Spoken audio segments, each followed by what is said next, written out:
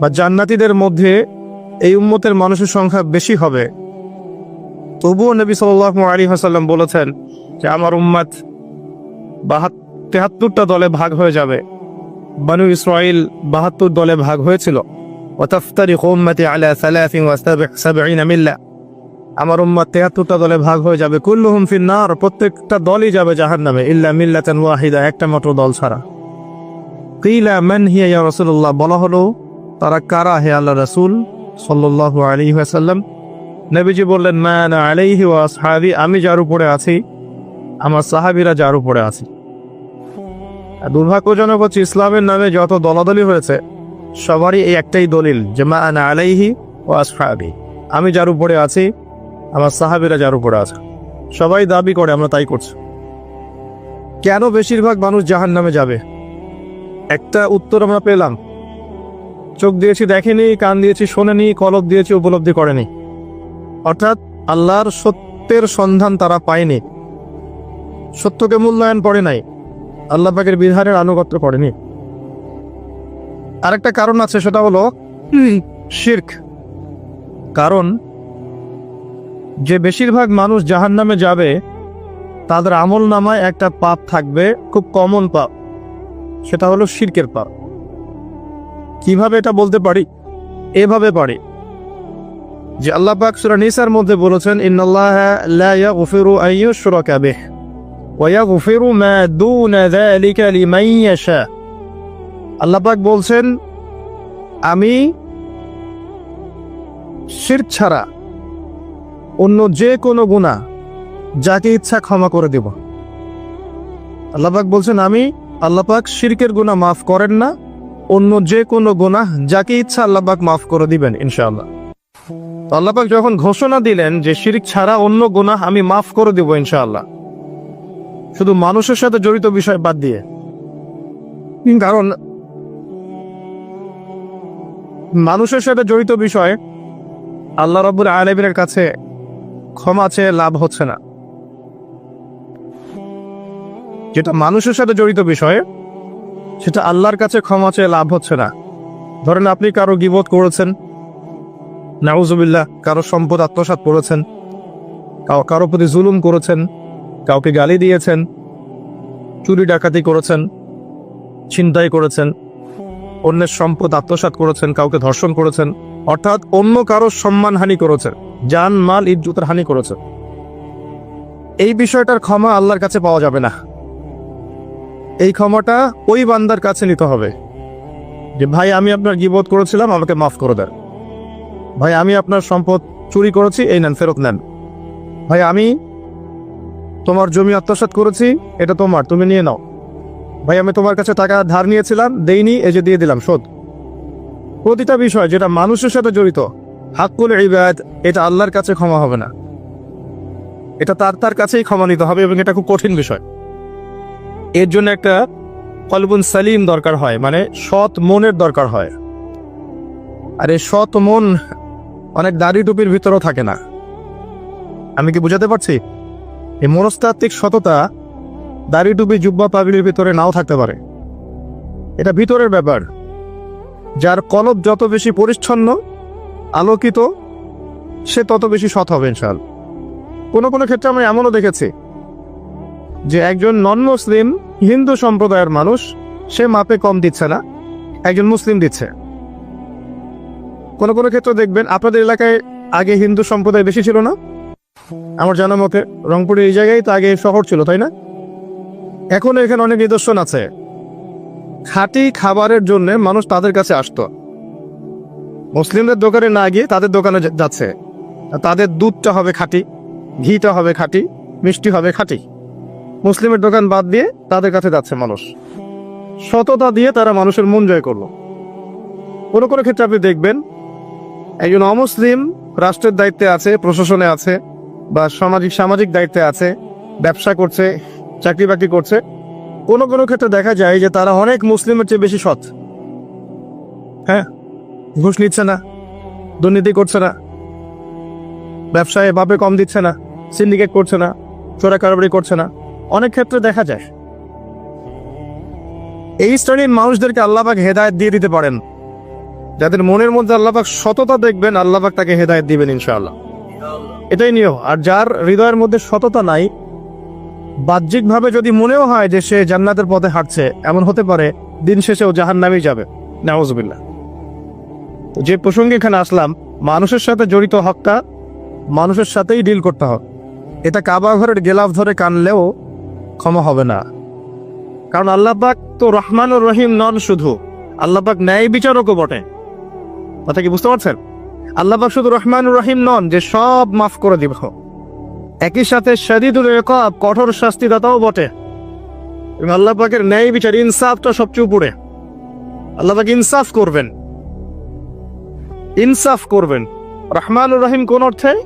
আল্লাহ পাক চান যে তার বান্দারা জান্নাতে যাক, এবং তার জন্য আল্লাহ পাক নবী রাসূল পাঠিয়েছেন, আসমানি কিতাব পাঠান, মানুষকে খাওয়ান, পড়ান, হেদায়েত দেন, ভালো মন্দ বোঝান, বিবেক দেন, সবকিছু দেন। রহমানুর রহিম ছাড়া কোনো সত্তা এমন করতে পারে?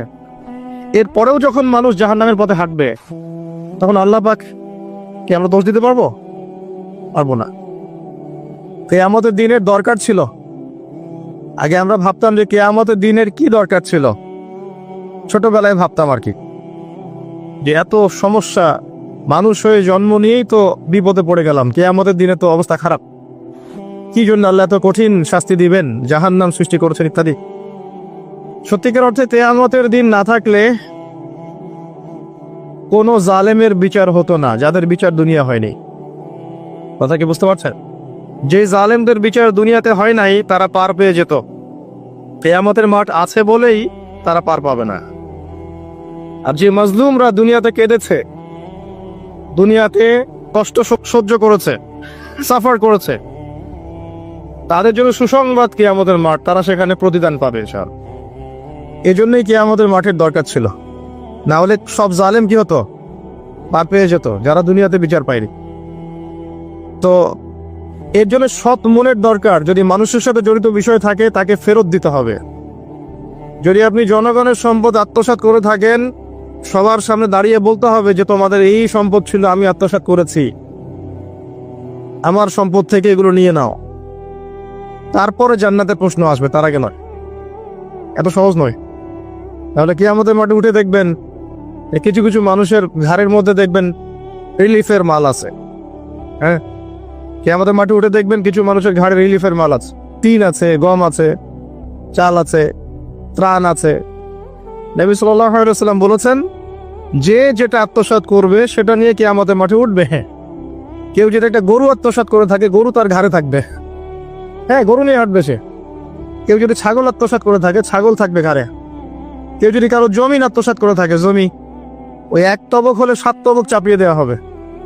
তবক মানে তো বোঝেন, তবাক আইন তবাক, কোরআন পড়ে দেখেন। এর জন্য দুনিয়াতে হকটা মেটাতে হবে, এটা খুব ডিফিকাল্ট। ওমর রাদিয়াল্লাহু আনহু একবার একজন বেদুইনের বুকের মধ্যে লাঠি দিয়ে আঘাত করেছিলেন। আঘাত করাটা তার জন্য জায়েজই ছিল ওই সময়, কারণ সে বিরক্ত করছিল বারবার। ওমর রাদিয়াল্লাহু আনহু রাষ্ট্রীয় বড় দায়িত্ব পালনে ব্যস্ত ছিলেন। এই সময় একজন বেদুইন এসে তার জামা ধরে টান দিচ্ছে, দিয়ে বলছে যে আমার কথা শোনেন, আমার কথা শোনেন। তিনি ব্যক্তিত্ব সম্পন্ন মানুষ ছিলেন, লাঠি দিয়ে একটু গোতা দিয়েছেন, দেখছো না আমি ব্যস্ত আছি। একটু পরেই তার চিন্তা হলো, আমি কি জুলুম করে ফেললাম? একজন সাহাবীকে পাঠালেন তাকে ডেকে নিয়ে আসে। সেই সাহাবী তাকে ডেকে নিয়ে আসলেন। এবার সেই ব্যক্তিকে দাঁড় করিয়ে ওমর রাদিয়াল্লাহু আনহু বলছেন, আমিরুল মুমিনিন, অর্ধ জাহানের খলিফা, অর্ধেক বিশ্বের খলিফা, ছোট্ট একটা কান্ট্রির না, পুরো অর্ধেক বিশ্বের খলিফা। তিনি বলছেন, এই লাঠি নাও। হাদা সদরি ইন আরাত, এই যে আমার বুক, তুমি যদি চাও আমার বুকে ওইভাবেই গুতা দিয়ে প্রতিশোধ নিয়ে নাও। আমি কি বুঝাতে পারছি কথা কিছুটা? এই ব্যক্তি হতভম্ব হয়ে গেল যে সত্যি কি উনি আমাকে এই কথাটা বলছেন? তিনি আমিরুল মুমিনিন হয়ে এই কথা বলছেন যে আমার বুকের মধ্যে লাঠি দিয়ে আঘাত করে তুমি প্রতিশোধ নিয়ে নাও। ওমর রাদিয়াল্লাহু আনহু বলছেন, হ্যাঁ এটা করো, কিয়ামতের মাঠে আমাকে আল্লাহর ওয়াস্তে জবাবদিহি করায়ও না। তখন সেই ব্যক্তি বলছে, আমিরুল মুমিনিন, আমার এটার কোনো প্রয়োজন নেই, আমি আপনাকে মাফ করে দিলাম। ওমর ইবনে খাত্তাব তিনি বলছেন যে আল্লাহ তোমাকে মাফ করে দিন। সুবহান। এই ছিল ইনসাফ। যদি মানুষের সাথে জড়িত কোনো হক থেকে থাকে তাহলে এই দুনিয়াতেই পরিশোধ করতে হবে। কারো টাকা নিয়ে থাকলে টাকা ফেরত দিয়ে দিবেন। কারো যদি জমি সম্পত্তি কোনোভাবে ঝগড়াঝাটি হয়ে থাকে, জমি নিয়েছেন কোনোভাবে, ফেরত দিয়ে দিবেন। যদি বোনের সম্পত্তি পাওয়ার অধিকার থাকে দিয়ে দিবেন। যার যার হক তাকে দিয়ে দিবেন। পরকালের জন্য নিউট্রাল হয়ে যান। পরকালে মানুষের সাথে জড়িত কোনো হক নিয়ে ওঠেন না, খুব ডিফিকাল্ট। কি হবে তাহলে? পরিণতিটা এটা হবে, নবী সাল্লাল্লাহু আলাইহি ওয়াসাল্লাম বলেছেন, কিয়ামতের মাঠে কিছু মানুষ উঠবে যারা নামাজ, রোজা, হজ, যাকাত, সাদাকা এরকম অনেক নেকি নিয়ে উঠবে। নেকি নিয়ে ওঠার পরে দেখবে সামনে যে অনেক মানুষ দাঁড়িয়ে আছে পাওনাদার, কারো গীবত করেছে, কাউকে ধর্ষণ করেছে, কারো সম্পদ আত্মসাৎ করেছে, কাউকে গালি দিয়েছে, কাউকে জুলুম করেছে ইত্যাদি। এই মানুষগুলো দাঁড়িয়ে থাকবে। ওই সময় তো আর বেচা কেনার সুযোগ নাই, পরিশুদ্ধ হওয়ার সুযোগ নাই। আল্লাহ পাক তখন বলবেন যে এই ব্যক্তিদের নেকি তাদের আমল নামায় দিয়ে দাও, পাওনাদারদের আমল নামায় এই নেকি দিয়ে দাও। ও নামাজ, রোজা, হজ, যাকাতের নেকি থেকে তাদের ঋণ শোধ করা হবে। এবং শোধ করতে করতে যদি নেকি শেষ হয়ে যায় তখন ওই ব্যক্তিদের গুনাহ থেকে গুনাহ এই ব্যক্তির আমল নামায় যুক্ত করা হবে। পরিশেষে এই ব্যক্তি যাবে জাহান্নামে, ওরা চলে যাবে জান্নাতে। বলে নাউযুবিল্লাহ। দুনিয়াতে আল্লাহর সাথে জড়িত বিষয় থাকতে পারে, পরকালে যেন মানুষের সাথে জড়িত কোনো হক রাখেন না। এটাই প্রথম নসিহত। আল্লাহ রাব্বুল আলামিন এটাই বলেছেন যে নিশ্চয়ই আল্লাহ শিরক ছাড়া সমস্ত গুনাহ মাফ করতে পারেন। তার মানে আমরা বুঝতে পারছি যে বেশিরভাগ মানুষ জাহান্নামে যাবে তাদের আমল নামায় শিরকের পাপ থাকবে। কিসের পাপ থাকবে? শিরকের পাপ থাকবে। কারণ আল্লাহ পাক বলেছেন শিরক ছাড়া যে কোনো গুনাহ তিনি ক্ষমা করতে পারেন। এবং মেরাজের রাতে যখন নবী সাল্লাল্লাহু আলাইহি ওয়াসাল্লাম আল্লাহর সাথে সাক্ষাৎ করেছেন, আল্লাহ পাক 3টা প্রতিশ্রুতি দিয়েছেন, 3টা হাদিয়া, উপহার। একটা হচ্ছে 50 ওয়াক্ত নামাজ, যেটাকে আমরা এখন 5 ওয়াক্ত পড়ি। 5 ওয়াক্ত পড়লে আপনি 50 ওয়াক্তের নেকি পাবেন ইনশাআল্লাহ। আর এই উম্মতের যে কোনো নেকির কাজ 10 দিয়ে গুণ করা হবে। একটা ভালো কাজ করলে আপনি 10 গুণ নেকি পাবেন, আল্লাহ পাক এটা বলে দিয়েছেন। কিন্তু গুনাহ একটা করলে একটাই পাবেন। একটা গুনাহ করেছেন, একটাই থাকবে, এটাকে 10 দিয়ে গুণ করা হবে না। এটা প্রথম হাদিয়া। দ্বিতীয় হাদিয়া হচ্ছে সূরা বাকারার শেষের 3টা আয়াত। সূরা বাকারার শেষের 3টা আয়াত, লিল্লাহি মা ফিস সামাওয়াতি, এখান থেকে ফানসুরুন আলাল কওমিল কাফিরিন পর্যন্ত। এটা একটা হাদিয়া। এবং নবী সাল্লাল্লাহু আলাইহি ওয়াসাল্লাম বলেছেন, রাতের বেলা কেউ যদি এই 3টা আয়াত পড়ে ঘুমায়, ঘুমানোর আগে 3টা আয়াত পড়ে নিয়ে ঘুমায়, বা মাগরিবের নামাজের পর থেকে পড়া শুরু করে, কারণ মাগরিবের পর থেকে রাত শুরু হয়। পশ্চিমা বিশ্বের মতো 12টার পর থেকে রাত শুরু হয় না ইসলামে, সূর্য ডুবলেই রাত শুরু হয়। তো নবী সাল্লাল্লাহু আলাইহি ওয়াসাল্লাম বলছেন তার আমল নামায় সারা রাত ইবাদতের নেকি দেওয়া হবে ইনশাআল্লাহ।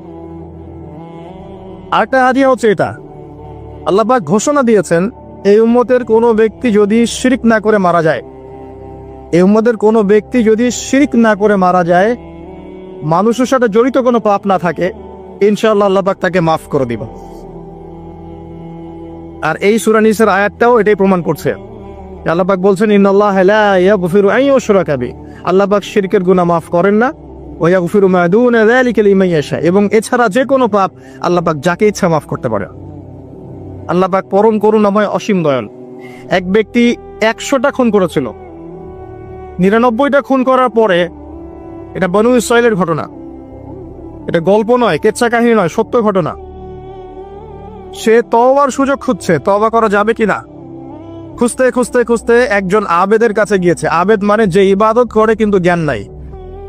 2 রকম মানুষ থাকে মুসলিমদের মধ্যে, একজন এক শ্রেণী আলেম যারা জানে এবং জানা অনুযায়ী আমল করে, আর এক শ্রেণী হচ্ছে খুব একটা জানে না কিন্তু দেখা দেখে আমল করে, এটাকে বলা হয় আবেদ। এই ব্যক্তি ছিল আবেদদের একজন। তার কাছে গিয়ে বলছে আমার কি তওবা হবে, আমি 99টা খুন করেছি, সিরিয়াল কিলার। সেই ব্যক্তি বলেছে না, তোমার কিসের ক্ষমা, তুমি এতগুলো খুন করেছো, তোমার ক্ষমা হতে পারে। রাগে এই ব্যক্তিকেও সে খুন করেছে, করে 100টা পূর্ণ করেছে।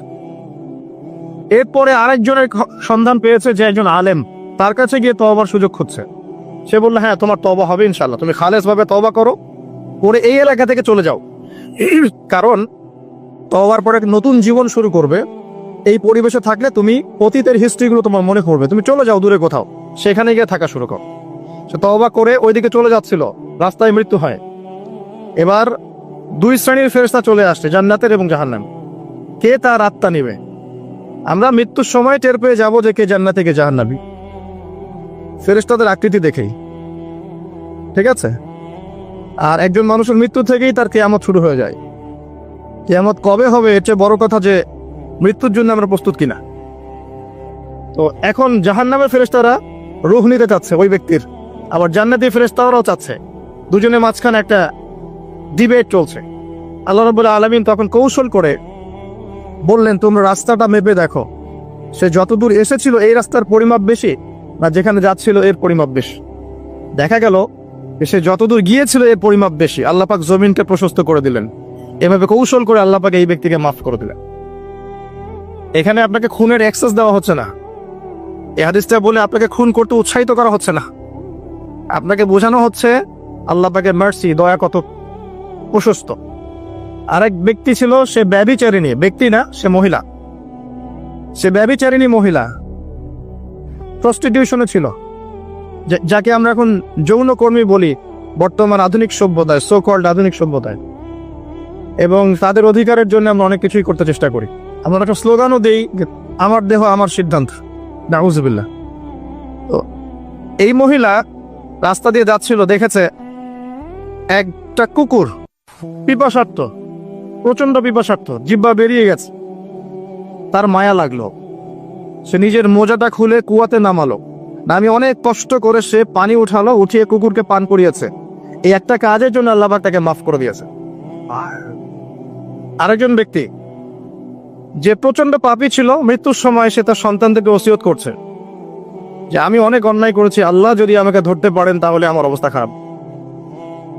তো আমি যখন মারা যাব তখন আমার দেহটাকে পুড়িয়ে ফেলবে, পুড়িয়ে অর্ধেক ছাই বাতাসে ভাসিয়ে দিবে আর অর্ধেক ছাই সমুদ্রে ভাসিয়ে দিবে। মানে বাতাসে অর্ধেক উড়িয়ে দিবে, সমুদ্রে অর্ধেক ভাসিয়ে দিবে। ছেলেরা তাই করলো। এই ব্যক্তির আকীদা কি, যদি আল্লাহ আমাকে ধরতে পারেন তাহলে খবর আছে। তার মানে ওর আকীদা যে আল্লাহ ধরতে পারবেন না এমন করলো। এটা কিন্তু কুফরি আকীদা, তাই নাকি? পুনরুত্থানে বিশ্বাস না করাটা কুফরি নয় কি? ইমানের 6টা পিলারে একটা হচ্ছে পরকালে বিশ্বাস, তাই না? একটা পিলারই তো তার মধ্যে নাই। তো সন্তানরা তাই করলো। আল্লাহ পাক সাগরকে বললেন ছাই জমা করে দাও, জমিনকে বললেন ছাই জমা করে দাও। আর বাই দ্য ওয়ে, আল্লাহর আদেশ প্রকৃতি শোনে, মানুষ না শুনলে প্রকৃতি শোনে। সাগরের পরে গিয়ে আপনি দাঁড়িয়ে থাকবেন, এই বিশাল সমুদ্র গর্জন করতে করতে আসবে, এসে বিনয়ের সাথে আপনার পা ধুয়ে দিবে। আল্লাহ পাক তাকে আদেশ করেছেন, তোমার সামনে দাঁড়ালে পা ধুয়ে দিও, অহংকার করো না। আল্লাহ যখন ওই সমুদ্রকে আদেশ করবেন যে এই জনপদের লোকেরা আমার আদেশ মানছে না, জলোচ্ছ্বাস দিয়ে উড়িয়ে দাও, সমুদ্র তাই করবে। প্রকৃতি আল্লাহর কথা শোনে। ছাই জড়ো করা হলো। জড়ো করার পরে আল্লাহ পাক এই ব্যক্তিকে আবার পুনরুজ্জীবিত করে জিজ্ঞাসা করলেন, কি জন্য এই কাজটা করেছেন, কেন এই কাজটা করেছো? তখন এই ব্যক্তি বলছে, হাদিসের কথাগুলো এমন, এই ব্যক্তি বলছে, মিন খাশিয়াতিকা ইয়া রাব্বি, আল্লাহ আমি তোমার ভয়ে এই কাজটা করেছি না। আর তুমি খুব ভালো করেই জানো হে আল্লাহ যে আমি তোমার ভয়ে করেছি না অন্য কোনো কারণে করেছি। আল্লাহ পাক বললেন, আমি তোমাকে মাফ করে দিলাম। আর দুজন ব্যক্তি, এটা বলে সামনে যাচ্ছেন, আর দুজন ব্যক্তি, এটা আমাদের মুসলিমদের জন্য শিক্ষা আছে। আমরা মুসলিমরা মনে করি যে আমরা সুপিরিয়র হয়ে গেছি। মাশাআল্লাহ, জুমার নামাজে আসি, রমজানের রোজা রাখি, মাঝে মাঝে একটু জাকাত দেই, সুযোগ পেলে একটা হজ উমরা করে আসি, তাই না? মাঝে মাঝে মসজিদে এসে নামাজ পড়ি, আমরা মনে হয় জান্নাতের সার্টিফিকেট পেয়ে গেছে, আমরা এমনটা মনে করি আর কি। দুই ব্যক্তি, একজন অনেক আল্লাহওয়ালা মানুষ, আর একজন হচ্ছে যে আল্লাহর দিনের খুব একটা পরোয়া করে না। তো এই বন্ধু সেই বন্ধুকে দাওয়াত দেয়, দিনের পথে আসো, দিনের পথে আসো আসো। এই ব্যক্তি শোনে না। তো একদিন এই ব্যক্তি বলে ফেললো, যে ব্যক্তি একটু পায়াস টাইপের রিলিজিয়াস মুসলিম, সে বলে ফেললো যে আল্লাহ তোকে কখনো মাফ করবে না। কথাটা শোনেন, আল্লাহ তোকে মাফ করবে না, তোকে এত ডাকি দাওয়াত দিই, তুই কথা শুনিস না। মৃত্যুর পরে আল্লাহ পাক এই দুইজনকে জীবিত করলেন। জীবিত করে বললেন, কে তোমাকে ইখতিয়ার দিয়েছে যে আমি কাউকে ক্ষমা করব কি করব না এই বিষয়ে সিদ্ধান্ত দেওয়ার? আজকে আমি ওকে মাফ করে দিলাম আর তোমাকে জাহান্নামে দিলাম, যাও। যার মনের মধ্যে যাররা পরিমাণ অহংকার থাকবে সে ব্যক্তি জান্নাতে যেতে পারবে না। আর অহংকার এবং রিয়াটা এত সূক্ষ্ম যে অন্ধকার রাতের কালো পাথরের উপরে যদি কালো পিঁপড়া হাঁটে, এটা যেমন সূক্ষ্ম, রিয়া এবং অহংকার এতটাই সূক্ষ্ম। এবং যখন আপনারা ইসলামিক ব্যক্তিত্বদেরকে নিয়ে আইওয়াশ এবং শোডাউনে লিপ্ত হন, তখন অহংকার তাদের মনের মধ্যে চলে আসতে পারে। এই বিষয়গুলো থেকে সম্পূর্ণ দূরে থাকা উচিত। আল্লাহ পাক আপনাদেরকে বোঝার তৌফিক দান করুন। শিরকের পাপ থেকে বেঁচে থাকুন, মানুষের সাথে জড়িত পাপ থেকে বেঁচে থাকুন। আল্লাহ পাক পরম করুণাময়, অসীম দয়ালু। আল্লাহ পাক সমস্ত গুনাহ মাফ করতে পারেন।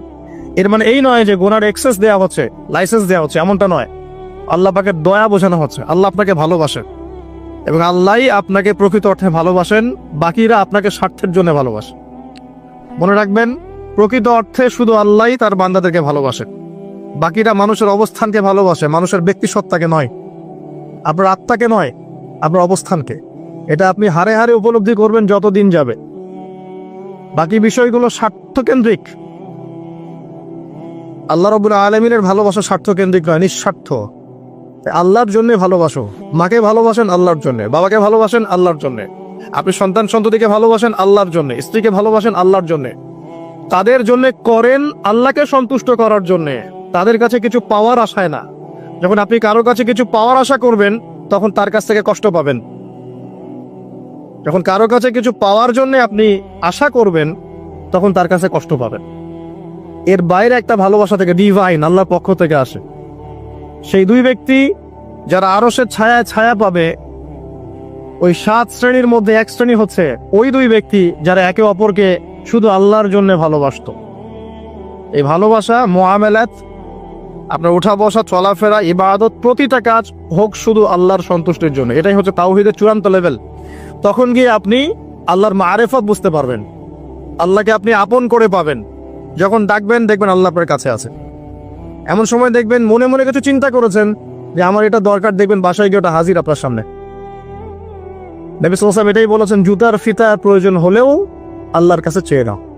তোমার যদি জুতার ফিতার প্রয়োজন হয়, আল্লাহর কাছে চেয়ে নাও, কারো কাছে চেয়েও না। আব্দুর রহমান বিন আউফ রাদিয়াল্লাহু আনহু মদিনায় গিয়েছেন হিজরত করে। অন্য একজন সাহাবী বলছেন, আমার 2টা বাড়ি আছে, একটা নিয়ে নেন, 2টা জমি আছে, একটা নিয়ে নেন। আব্দুর রহমান বিন আউফ তিনি বলছেন, আরিনি আইনাস সুক, আমাকে দেখিয়ে দাও যে বাজার কোথায়। অল্প কিছু খেজুর কিনলেন, আল্লাহর প্রতি তাওয়াক্কুল করে গায়রাতের পরিচয় দিলেন, ব্যক্তিত্বের পরিচয় দিলেন, দিয়ে তিনি চলে গেলেন বাজারে। বাজারে গিয়ে ব্যবসা শুরু করলেন। মাত্র 7 বছরের ব্যবধানে তিনি মদিনার শ্রেষ্ঠ ধনীদের একজন হয়েছেন। আল্লাহর হয়ে যান, শুধু আল্লাহকে আপন করে নেন, দেখবেন সবকিছু আপনার অনুকূলে ইনশাআল্লাহ। ইন্না সলাতি ওয়া নুসুকি ওয়া মাহইয়ায়া ওয়া মামাতি লিল্লাহি রাব্বিল আলামিন, এই কনসেপ্টে আসেন। ইব্রাহিম আলাইহিস সালাম বলেছেন, আমার সালাত, আমার যত কুরবানি, আমার জীবন, আমার হায়াত, মৃত্যু সবকিছু আল্লাহর জন্য। তখন দেখবেন দুনিয়াতে যদি আল্লাহর পথে চলতে আপনি বাধা পান, বিপত্তি পান, কষ্ট পান, দুঃখ কষ্ট আসে, বালা মুসিবত আসে, আপনার মুখে হাসি থাকবে। আপনি বুঝবেন এগুলো আল্লাহর জন্য, আল্লাহ এগুলোর প্রতিদান দিবেন ইনশাআল্লাহ। এবার আসেন আরেকটা পয়েন্ট এসে আমি আলোচনা শেষ করতে চাই। আমাদের সামনে একটা মৌসুম অপেক্ষা করছে আল্লাহর ক্ষমা পাওয়ার। 3 শ্রেণীর মানুষের জন্য নবী সাল্লাল্লাহু আলাইহি ওয়াসাল্লাম অভিশাপ দিয়েছেন। অভিশাপ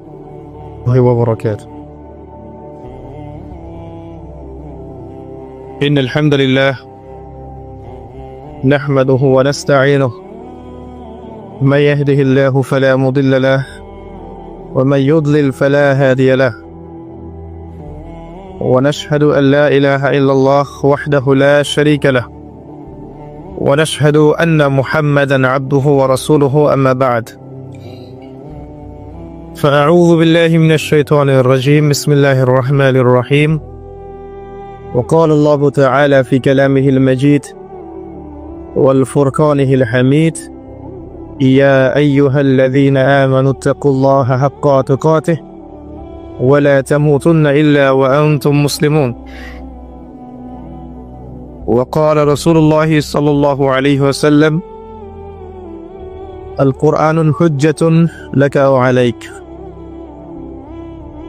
رب اشرح لي صدري ويسر لي أمري واحلل عقدة من لساني يفقه قولي اللهم فقهنا في الدين وعلمنا التأويل اللهم اجعلنا منهم الذين آمنوا وعملوا الصالحات وتواصوا بالحق وتواصوا بالصبر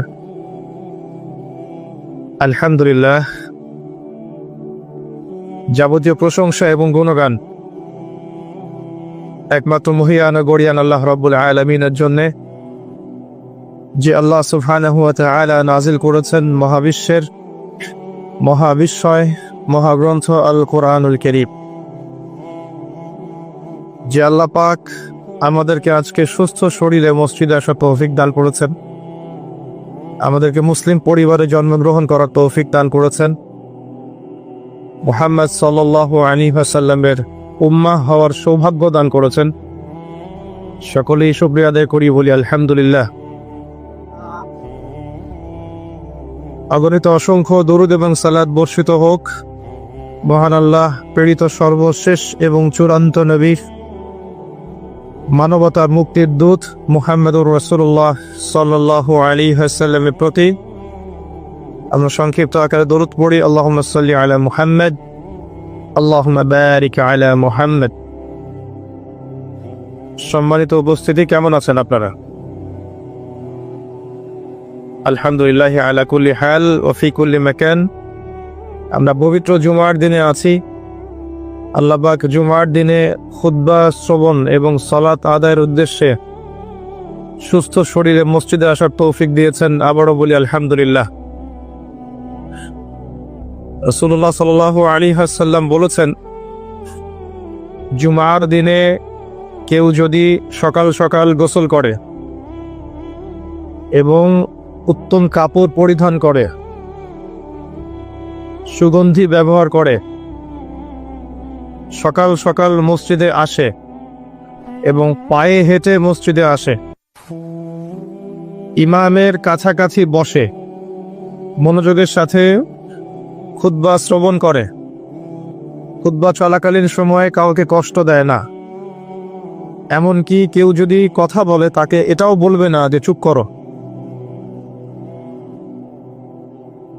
এবং ইমামের সাথে নামাজ শেষ করে, নবী সাল্লাল্লাহু আলাইহি ওয়াসাল্লাম বলেছেন, এই ব্যক্তির আমলনামায় প্রত্যেক পদক্ষেপের বিনিময়ে 1 বছরের নফল নামাজ, 1 বছরের নফল রোজার নেকি দেয়া হবে। এই বিশাল নেকিটা নষ্ট হয়ে যাবে যদি খুতবা চলাকালীন সময় আমরা কথাবার্তা বলি, মোবাইলে ব্যস্ত থাকি, লুকিয়ে লুকিয়ে ভিডিও করি, ফটো সেশন করতে থাকি ইত্যাদি, অন্যকে কষ্ট দেই, আপোষে কথাবার্তা বলি, তাহলে এই পুরো নেকিটা নষ্ট হয়ে যাক। দেখবেন এটা বলে দেওয়ার পরেও কিছু মানুষ কথা বলবে, এই কাজ করবে। আল্লাহ পাক বলেছেন কিছু মানুষ সম্পর্কে, লাহুম কুলুবুন লা ইয়াফকাহুনা বিহা, আমি হৃদয় দিয়েছি উপলব্ধি করে না, ওয়া লাহুম আযানুন লা ইয়াসমাউনা বিহা, শ্রবণ ইন্দ্রিয় দিয়েছি শুনবে না, ওয়া লাহুম আ'য়ুনুন লা ইউবসিরুনা বিহা, চোখ দিয়েছি দেখবে না। আল্লাহ বলেছেন এমন কিছু মানুষের কথা, এবং তাদের বিষয়ে আল্লাহ বলছেন, উলাইকা কালানআম, এরা হচ্ছে গবাদি পশুর মতো, জাস্ট লাইক ক্যাটলস, গবাদি পশু, জন্তু জানোয়ারের মতো। বাল হুম আদাল, বরং তার চাইতেও নিকৃষ্ট। উলাইকা হুমুল গাফিলুন, এরা হচ্ছে গাফেল সম্প্রদায়। আল্লাহ পাক এদেরকে দিয়েই জাহান্নাম পূর্ণ করবেন। ওয়ালাকাদ যারানা লিজাহান্নামা কাসীরাম মিনাল জিন্নি ওয়াল ইনস, প্রচুর জিন আর মানুষকে দিয়ে আমি জাহান্নাম পূর্ণ করব। অপরাধ এটাই, চোখ দিয়েছি দেখে নাই, কান দিয়েছি শোনে নাই, হৃদয় দিয়েছি উপলব্ধি করে নাই, এটাই অপরাধ। আর সহিহ বুখারীর মধ্যে 4 বার একটা হাদিস এসেছে যে আল্লাহ পাক আদম আলাইহিস সালামকে ডাকবেন কিয়ামতের মাঠে এবং বলবেন, তোমার সন্তানদের মধ্য থেকে জাহান্নামীদেরকে আলাদা করে দাও। আদম আলাইহিস সালাম বলবেন, কতজন হে আল্লাহ? আল্লাহ পাক বলবেন, প্রতি 1999 জনকে জাহান্নামের জন্য আলাদা করে দাও। যদিও এই উম্মতের বেশিরভাগ মানুষ জান্নাতে যাবে ইনশাআল্লাহ, বা জান্নাতীদের মধ্যে এই উম্মতের মানুষের সংখ্যা বেশি হবে, তবুও নবী সাল্লাল্লাহু আলাইহি ওয়াসাল্লাম বলেছেন যে আমার উম্মত 73টা দলে ভাগ হয়ে যাবে। বনু ইসরাইল 72 দলে ভাগ হয়েছিল। ওয়াতাফতারিকু উম্মতি। আমাদের এই ভিডিওটি যদি আপনার ভালো লেগে থাকে তাহলে ভিডিওতে একটি লাইক দিতে পারেন এবং আপনার প্রিয়জনদের সাথে শেয়ার করতে পারেন, এবং এইরকম আরও ভিডিও পেতে আমাদের ইউটিউব চ্যানেলটি সাবস্ক্রাইব করে পাশে থাকা বেল আইকনটি অন করে দিন।